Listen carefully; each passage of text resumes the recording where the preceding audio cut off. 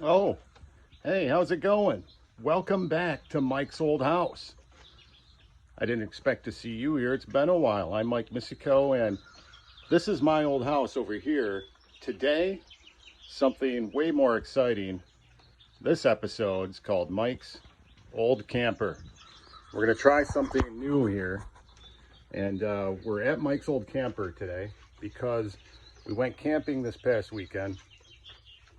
And we came home with an infestation of what I believe to be a wood cockroach, maybe a German cockroach. They're little brown, small cockroach things that eat decaying wood, and they were all over on the ground where we were camping this past weekend.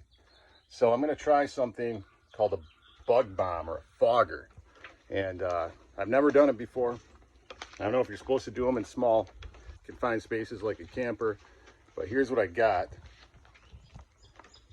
This is Hot Shot Fogger with odor neutralizer, and supposedly these roach things are one of the things listed that it will kill. Let's see if we can see any of these. Usually they come out at night. They're nasty too. I came in here last night. There's a ton of them. I hate bugs. These things are disgusting. You've probably seen them around here in northern Michigan.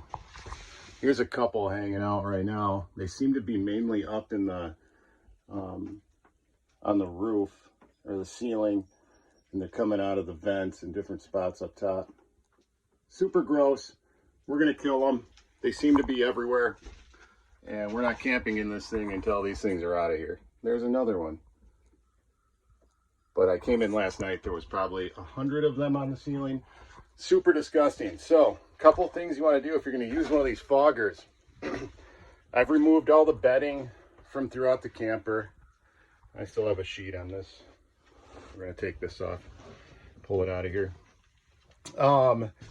We've emptied all the drawers. Okay, so you want to kind of open all the drawers anywhere any of these bugs might be getting into. All the cabinets, we're opening those up. All right, all throughout the camper. You want to cover your drains and your sink. Pretty much the same process here for any travel trailer. All right, so cover the drains, remove any food or anything like that from the camper. We removed all the pots and pans and knives, forks, spoons, all that stuff. Open the drawers and cabinets. The things up here we have in plastic bags, so they should be okay. You know, just paper plates and things like that. And that's pretty much the gist of it. Again, back in the bathroom, I've covered the drain here. We've got cupboards opened, and you know, anywhere these things can get into, just open it up. Now, some other important things that you want to do is make sure there's no pilot lights burning a flame in these foggers. Do not go hand in hand. It could end in disaster for your travel trailer. So I've already unhooked the main power supply from the house. I'm going to unhook the batteries, and I'm going to take off the gas lines from the propane tanks out front. Do all of that before you set off these foggers. So I'm going to finish a couple things.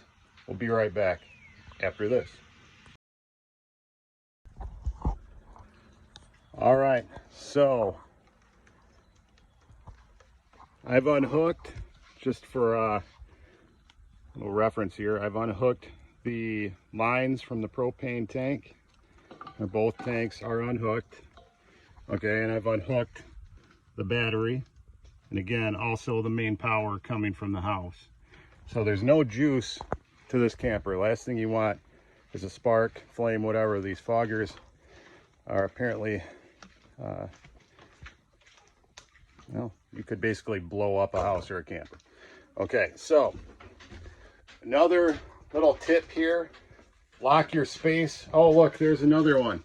Little does he know, he's about to have a really bad day. Another tip, lock your space down like Fort Knox, basically. Every window, in the case of a camper, every roof vent, everything, close it all down tight. Make sure everything's locked down. Now where you put this, I'm going to put it on the kitchen or dining room table here. They say to cover whatever you're setting these canisters on, cover them in paper or paper towels, plastic. I'm not sure why, but I definitely don't want this spray all over, you know, where we eat and things like that in here. Certainly you have to come back through, no matter where you're doing this, I would assume, and, you know, really clean every surface after the fact, especially things you might put food on or whatever. It's a learning experience. So the camper, there's no power running to it, all right? And it's completely locked down tight, windows, doors, vents. Another helpful tip, I'm assuming, is the CO2 alarms that a lot of these campers have. With the battery disconnected, make sure that's not on. Otherwise, you'll spend hours hearing the alarm going off, because this is some pretty potent stuff that's going to come out of this canister. So we're going to pop the lid on this sucker, shut the door, come back. They say wait about 2.5 hours, and then you immediately want to open up all the windows, doors, and whatever space you're doing this in after about 2.5 hours. I'm assuming the longer the better. Let it air out. If you have vent fans on the ceiling in your travel trailer too, kick those things on after the 2.5 hours or whatever is over to air this thing out properly, and then you can get back in and start cleaning up. Hopefully we're going to see a lot of roach carcasses in this camper by the time the fog settles. All right, let's pop this thing and get out of here. Again, never done this before, so we'll see what happens. Shake the canister well, and get the hell out of here. There you go. Killing roaches 101 in a travel trailer. Let you know how it turns out. Doors shut. It's spraying in there.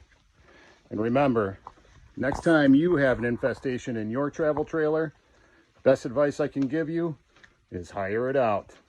You'll be glad you did. I got to give a shout out to my sponsor. About 20-year-old Michigan State t-shirts with the neck kind of stretched for when you want to, you know, wear a 20-year-old Michigan State t-shirt with a stretched neck and you're trying to kill roaches in your camper. Get yourself one today. All right, I'll talk to you soon. I'm Mike Misico for Mike's Old House and Mike's Old Camper.